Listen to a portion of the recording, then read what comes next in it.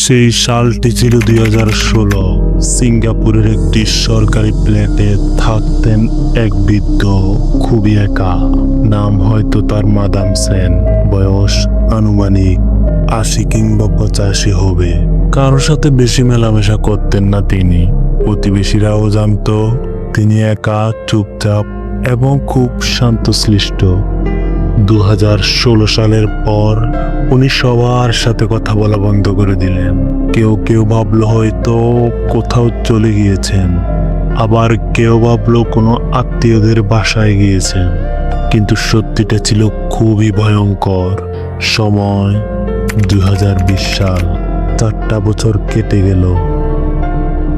পাশের কিছু বাসিন্দা তার বাসার দিক থেকে দুর্গন্ধের টের পেল এবং তারা সঙ্গে সঙ্গে পুলিশকে খবর দিল।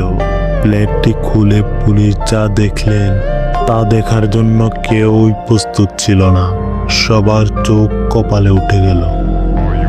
চেয়ারের উপর শুকনো কঙ্কাল বসে আছে, যেন কেউ বসেছিল 4টা বছর ধরে। হ্যাঁ, ওটাই ছিল মাদাম সেন। একাকিত্বে মারা গিয়েছিলেন বহু বছর আগে। কাউকে বলার ছিল না, খোঁজ করার কেউ ছিল না। এই ঘটনার পর সিঙ্গাপুর সরকার নতুন নিয়ম চালু করে। বয়স্ক একাকী মানুষদের খোঁজ নিতে হবে এবং সবাইকে সময় দিতে হবে। তো কি বুঝলেন?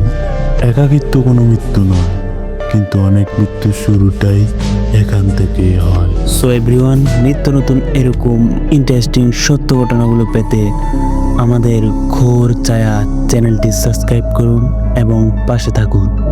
ধন্যবাদ।